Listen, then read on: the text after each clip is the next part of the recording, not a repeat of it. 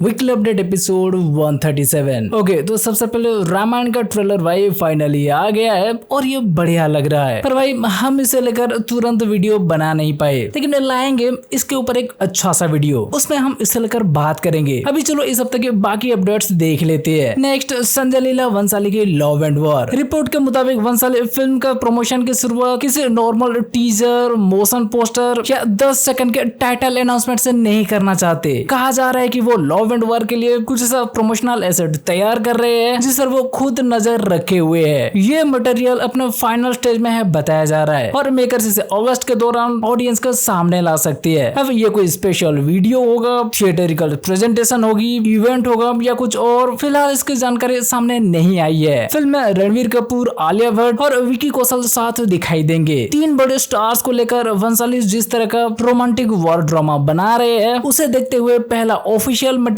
अपने आप में मैसिव इवेंट बन जाएगा। पर भाई आपको याद है इस साल की स्टार्टिंग जनवरी में भी ऐसा रूमर आ रहा था, लेकिन तब भाई कुछ नहीं आया। आशा करते हैं कि इस बार वैसा ना हो। नेक्स्ट, अल्लू अर्जुन और डायरेक्टर अटली की फिल्म राका को लेकर मीडिया रिपोर्ट्स में दावा किया गया है कि इसका बजट लगभग 1000 करोड़ तक जा सकता है। रिपोर्ट के मुताबिक कहानी 2 अलग टाइम पीरियड में चलेगी। एक हिस्सा प्राचीन, ट्राइबल या मैथोलॉजिकल दुनिया में सेट हो सकता है, जबकि दूसरा हिस्सा प्रेजेंट डे टाइमलाइन में दिखाया जाएगा। इसी रिपोर्ट में यह भी कहा गया है कि दीपिका पादुकोण हिस्टोरिकल पोर्शन का हिस्सा होंगी, जबकि मृणाल ठाकुर मॉडर्न टाइमलाइन से जुड़ी हो सकती है। इसके अलावा शाहरुख खान के एक स्पेशल कैमियो का दावा भी फिर से सामने आया है, जिसकी शूटिंग सूत्रों के मुताबिक विदेश में हो सकता है। लेकिन भाई यहाँ एक जरूरी बात, मेकर्स ने अभी तक ऑफिशियली सिर्फ अल्लू अर्जुन और दीपिका पादुकोण को ही कंफर्म की है। 1000 करोड़ का बजट, 2 टाइमलाइंस, बाकी एक्ट्रेस और शाहरुख खान का कैमियो, इनमें से किसी भी बात पर प्रोडक्शन हाउस ने कोई ऑफिशियल कंफर्मेशन नहीं दिया है। ये सब उड़ता हुआ रूमर है। अब मृणाल ठाकुर के कास्टिंग को लेकर तो कोई डाउट नहीं है, लेकिन इसका बजट और कैमियो को लेकर कुछ कह नहीं सकते, इसलिए इसे भी फाइनल कास्टिंग या कंफर्म अपडेट समझना जल्दबाजी होगी। हाँ, अटली की पिछली फिल्मों और अल्लू अर्जुन की पैन इंडिया पॉपुलैरिटी को देखते हुए प्रोजेक्ट का स्केल बहुत बड़ा होने वाला है, इसमें कोई शक नहीं। लेकिन 1000 करोड़ वाली रकम इतनी बड़ी है कि कंफर्मेशन आने तक इसे हेडलाइन से ज्यादा रिपोर्ट ही समझना सही रहेगा, क्योंकि आजकल एक फिल्म की शूटिंग शुरू होने से पहले ही सोशल मीडिया उसका बजट चांद पर पहुंचा देती है। बाद में मेकर्स बताते हैं कि भाई ये रॉकेट तो हमने बनाया ही नहीं था। फिलहाल राका से कंप्लीट कास्ट अनाउंसमेंट और रिलीज प्लान का इंतजार करती है। बाकी सब रूमर में सच्चाई है या नहीं वो भी पता चल जाएगा। और हाँ, बताया जा रहा है कि इस फिल्म का स्केल और कहानी इतनी बड़ी हो चुकी है कि मेकर्स इसे 2 पार्ट में रिलीज करने की प्लानिंग कर रही है। दोनों हिस्सों की शूटिंग को साथ आगे बढ़ाकर इस साल की आखिर तक मेजर वर्क पूरा करने का टारगेट बताया जा रहा है। भाई सही में अब हर कोई धुरंधर जैसा प्लान कर रहा है क्या? नेक्स्ट, मेघना गुलजार के दायरा का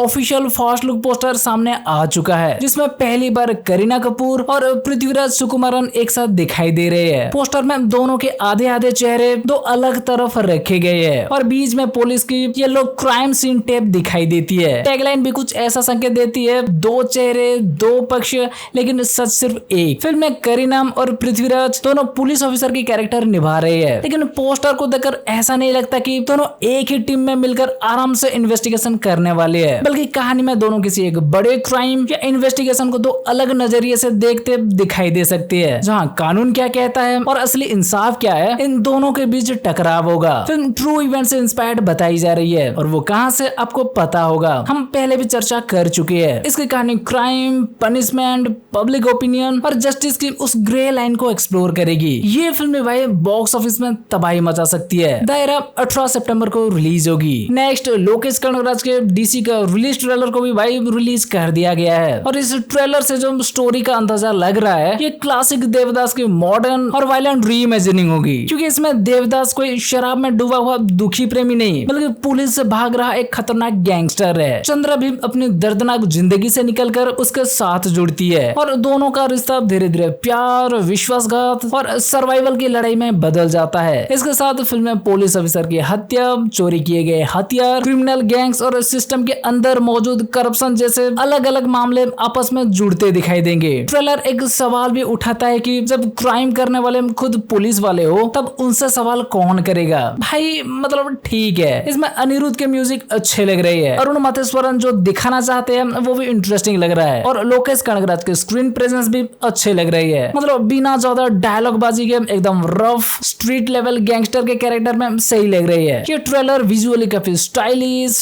डार्क और वायलेंट है। लेकिन देखते हैं 7 अगस्त को ये मूवी कैसा निकलता है। वैसे इस मूवी को भी ए रेटिंग मिला है। नेक्स्ट दुलकर सलमान की आई एम गेम मूवी का भी भाई ट्रेलर आ चुका है। ये ट्रेलर पहले दुलकर सलमान के बर्थडे पर आने वाला था, लेकिन आखिरी समय पर टेक्निकल प्रॉब्लम की वजह से इसे रोक दिया गया था। खैर अब ट्रेलर की बात करें तो दुलकर इसमें एक गैम्बलर के कैरेक्टर निभा रही है, लेकिन ये बंदा अपने जीत का क्रेडिट किस्मत को नहीं देता। उसका मानना है कि हर खेल के पीछे एक पैटर्न और एल्गोरिदम होता है, जिसे सही तरीके से समझ लिया जाए तो रिजल्ट पहले से निकाला जा सकता है। ट्रेलर हमें स्पोर्ट्स बेटिंग की ऐसी अंडरग्राउंड दुनिया में ले जाता है जहां बुक मेकर्स के साथ बड़े बिजनेसमैन, पॉलिटिशियंस और पावरफुल लोगों का कनेक्शन नजर आ रहा है। इनका कैरेक्टर स्टार्टिंग में इस सिस्टम का स्मार्ट प्लेयर लगता है। वो पैटर्न समझता है, बड़ी रिस्क लेता है और लगातार ऊपर बढ़ता जाता है, लेकिन धीरे धीरे उसका यही खेल उसकी पर्सनल लाइफ, मेंटल कंडीशन और आसपास मौजूद लोगों को बर्बाद करने लगता है। ट्रेलर में उसे घायल, इमोशनली टूटे हुए और कई ब्रूटल फाइट्स में फंसा हुआ दिखाया गया है। इसके बाद कहानी स्पोर्ट्स बेटिंग से निकलकर रिवेंज की तरफ बढ़ती दिखाई देती है, जहां दुलकर के कैरेक्टर उन सभी लोगों से हिसाब बराबर करने निकलता है जिन्होंने उसके साथ खेल खेला था। अब फिल्म का पूरा प्लॉट ट्रेलर में रिवील नहीं किया गया है, खासकर एंटोनी वर्गीस के कैरेक्टर को लगभग छिपा कर रखा गया है, जबकि फिल्म की कास्ट में उनका नाम काफी इंपॉर्टेंट तरीके से मौजूद है। इसलिए पॉसिबल है कि उनका कैरेक्टर स्टोरी का कोई बहुत बड़ा सरप्राइज या टर्निंग पॉइंट हो सकता है। मिस्किन यहाँ मैन विलन जैसे नजर आ रहे हैं। ट्रेलर के एंड में उनका छोटा सा सीन भी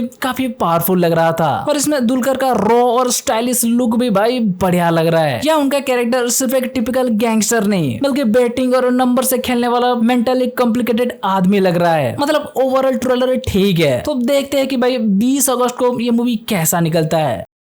नेक्स्ट माइथोलॉजिकल सिनेमा की दुनिया से एक बहुत बड़ा और काफी एम्बिशियस अनाउंसमेंट आया है। रामानंद सागर के विरासत से जुड़े सागर पिक्चर्स एंटरटेनमेंट ने अब श्रीमद् भागवतम पर 1-2 नहीं बल्कि पूरे 7 फिल्मों की लाइव एक्शन सीरीज अनाउंस कर दी है। और ये सिर्फ कागज पर बनी प्लानिंग नहीं है। इस फ्रेंचाइज की पहली फिल्म की शूटिंग हैदराबाद की रामोजी फिल्म सिटी में शुरू भी हो चुकी है, वो भी लास्ट ईयर के जुलाई से। जो शुरू होते टाइम हम अपडेट भी दिए थे। ये 7 फिल्में आपस में जुड़ी होंगी और मेकर्स का कहना है कि इनके जरिए श्रीमद् भागवतम की पूरी बड़ी दुनिया को सिनेमा पर उतारने की कोशिश की जाएगी। इसमें सिर्फ भगवान कृष्ण के जन्म और बचपन नहीं, बल्कि ब्रज की उनकी लीलाएं, रासलीला, गोपी, गीता और उनके जीवन के आगे के कई हिस्से भी दिखाए जाएंगे। इसके अलावा भगवान विष्णु के मत्स्य, बराह और नरसिम्हा जैसे अवतार, समुद्र मंथन, ध्रुव और भरत जैसे भक्तों की कहानियां और हस्तिनापुर के महायुद्ध के बाद हुई घटनाएं भी इस फ्रेंचाइज का हिस्सा होंगी। यानी ये सिर्फ कृष्ण जी की एक बायोपिक जैसी कहानी नहीं होगी, ये एक पूरा सिनेमैटिक यूनिवर्स होगा जिसमें अलग अलग युग, अवतार, भक्त और कई ऐसी कहानियां जुड़ेंगी जिन्हें बड़े पर्दे पर बहुत कम एक्सप्लोर किया गया है। इन 7 फिल्मों का आइडिया भागवत सप्ताह से लिया गया है, जिसमें 7 दिनों तक श्रीमद् भागवतम का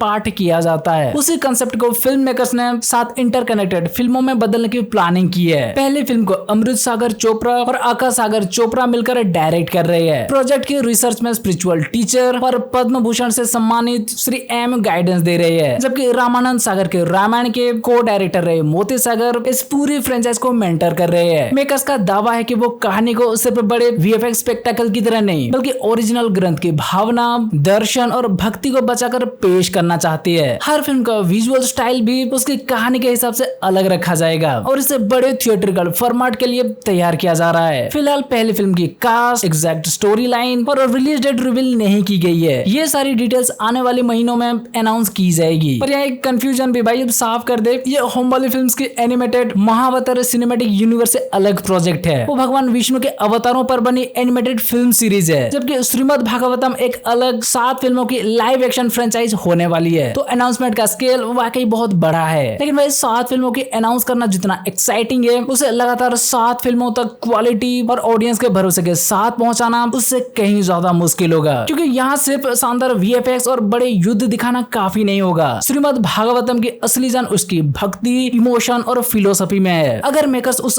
आत्मा को पकड़ पाए तो इंडियन सिनेमा को एक बहुत बड़ी माइथोलॉजिकल फ्रेंचाइज मिल सकती है। Next dragon. जूनियर एनटीआर के फैंस के लिए भाई एक जरूरी हेल्थ अपडेट है। 27 जुलाई को जूनियर एनटीआर के कंधे में चोट लग गई, जिसके बाद डॉक्टर्स ने उन्हें पूरी तरह रिकवर होने के लिए 6 से 8 हफ्तों का कंप्लीट रेस्ट लेने की सलाह दी है। उनकी टीम ने ऑफिशियल स्टेटमेंट जारी करते हुए साफ कहा है कि घबराने जैसे कोई बात नहीं है और और एनटीआर की रिकवरी पर पूरी नजर रखी जा रही है। चोट आखिर कैसे लगी और क्या ये प्रशांत नील की ड्रैगन की शूटिंग के दौरान हुई, ये बात ठीक से पता नहीं चला। इसलिए फिलहाल इतना ही कंफर्म है कि एनटीआर कुछ समय तक काम से ब्रेक लेकर आराम करेंगे, पर वह इस ड्रैगन की शूटिंग थोड़ी आगे बढ़ सकती है। लेकिन मेकर्स ने शेड्यूल या रिलीज डेट में किसी बदलाव की ऑफिशियली अनाउंसमेंट नहीं की है, तो देखते हैं भाई क्या होता है। अब अल्लू अर्जुन और लोकेश कनगराज की अगली फिल्म को लेकर एक इंटरेस्टिंग रिपोर्ट सामने आई है। बताया जा रहा है कि इसमें भी लोकेश कनगराज अपना वो नो हीरोइन वाली गेम खेल रही है, मतलब अलग रोमांटिक ट्रैक, लव सॉन्ग या हीरो हीरोइन वाली रेगुलर कहानी रखने की प्लानिंग शायद नहीं है। लेकिन इसका मतलब ये नहीं है कि फिल्म में कोई इंपोर्टेंट फीमेल कैरेक्टर ही नहीं होगा। कोई पुलिस ऑफिसर, फैमिली मेंबर या कहानी को आगे बढ़ाने वाला मजबूत फीमेल कैरेक्टर फिर भी हो सकता है। लोकेश पहले भी कैथी और विक्रम जैसी फिल्मों में रोमांस को साइड में रखकर पूरी कहानी एक्शन और मैन कॉन्फ्लिक्ट पर चला चुकी है, इसलिए ये फिल्म भी उसी प्योर एक्शन क्राइम जोन में जा सकती है, ऐसा सुनने मिल रहा है। बाकी देखते हैं आगे क्या होता है। पहले इस मूवी को लेकर पूजा हेगड़े के नाम आ रहा था। नेक्स्ट धूम 4 को लेकर लंबे समय से चल रही सबसे बड़ी कास्टिंग रूमर पर खुद रणवीर कपूर ने ब्रेक लगा दिया है। एक इंटरव्यू के दौरान जब उनकी अपकमिंग फिल्म्स में धूम 4 का नाम लिया गया तो रणवीर कपूर ने साफ कहा कि वो ये फिल्म नहीं कर रहे हैं। फिलहाल उनका पूरा फोकस रामायण और लव एंड वॉर पर है, यानी रणवीर के धूम 4 में विलेन बनने, डबल रोल करने और जल्दी शूटिंग शुरू करने वाली खबरें फिलहाल गलत साबित हो गई है। हालांकि इसका मतलब ये नहीं है कि धूम 4 बंद हो गई है। यशराज फिल्म्स ने अभी तक फिल्म या उसकी नई कास्ट को ऑफिशियली अनाउंस ही नहीं किया है। नेक्स्ट बेंच, वक्यराज कन्नन के जयपुर वाली स्टोरी देखकर भाई हम समझने लगे थे कि अब उसका नया शेड्यूल कब शुरू कर दिया है क्या, लेकिन वो घूमने आए हैं या लोकेशन स्काउटिंग के मामले पता नहीं, धीरे धीरे पता चल जाएगा। लेकिन सूत्रों के मुताबिक राघव लॉरेंस की इस फिल्म के लगभग 50% शूटिंग पूरी हो चुकी है। निविन पॉली और रवि मोहन अपना ज्यादातर पोर्शन पहले ही कंप्लीट कर चुके हैं और अब पूरा फोकस राघव लॉरेंस के बचे हुए सीन्स पर रहने वाला है। बताया जा रहा है कि फिल्म का अगला बड़ा शेड्यूल अगस्त के 3rd वीक में चेन्नई में शुरू होगा, जिसमें लॉरेंस के इंपोर्टेंट ड्रामेटिक सीन्स के साथ कुछ बड़े एक्शन सीक्वेंस भी शूट किए जाएंगे। भाई कहीं ये मूवी का अपडेट देते देते हम बूढ़े तो नहीं हो जाएंगे ना, पर फिर भी ये मूवी रिलीज ही नहीं होगी। अरे नहीं भाई, अक्टूबर में कंफर्म इससे बड़ी अपडेट आने वाली है, ठीक है ना। अब अपडेट उस फिल्म की जिसकी हर छोटी डिटेल भी फिलहाल बड़ी अपडेट बन जाती है। एस राजमौली और महेश बाबू की Varanasi Oscar winning composer MM Keeravani ने खुद बताया है कि वो सितंबर से फिल्म के बैकग्राउंड स्कोर पर फुल फ्लेश तरीके से काम शुरू करेंगे और उनका टारगेट है जनवरी तक इसका मेजर म्यूजिक वर्क पूरा कर लिया जाए। मतलब करीब 5 महीने फिल्म के बैकग्राउंड स्कोर और म्यूजिक वर्ल्ड को तैयार करने में दिए जाएंगे। भाई 5 महीने में कुछ फिल्मों के अनाउंसमेंट, शूटिंग और पोस्टपोनमेंट तीनों हो जाती है। यहाँ राजामौली सिर्फ बैकग्राउंड म्यूजिक के लिए इतना लंबा समय रख रहे हैं और ये अपडेट इसलिए काफी इंपोर्टेंट है क्योंकि राजामौली के फिल्मों में म्यूजिक पीछे बजने वाला साउंड नहीं होता। बाहुबली से लेकर RRR तक बैकग्राउंड स्कोर एक्शन, इमोशन और कैरेक्टर एलिवेशन का बहुत बड़ा हिस्सा रहा है। तो शूटिंग के साथ इसका पोस्ट प्रोडक्शन और म्यूजिक प्लानिंग भी काफी पहले से चल रहा है। इससे कम से कम इतना जरूर समझ आता है कि मेकर्स आखिरी समय पर बैकग्राउंड म्यूजिक चिपकाने के मूड में बिल्कुल नहीं लग रहे और इसका रिलीज को लेकर वो फिर से कंफर्म किए है कि भाई ये मूवी नेक्स्ट ईयर 7 अप्रैल को आ रही है। ठीक है, तो भाई बस ये थी इस हफ्ते की फिल्मों से जुड़ी कुछ अपडेट्स। अगर आपको ये वीडियो अच्छी लगी हो तो वीडियो को लाइक, शेयर और चैनल को सब्सक्राइब कर दो। चलो फिर मिलते हैं अगले वीडियो में, बाय।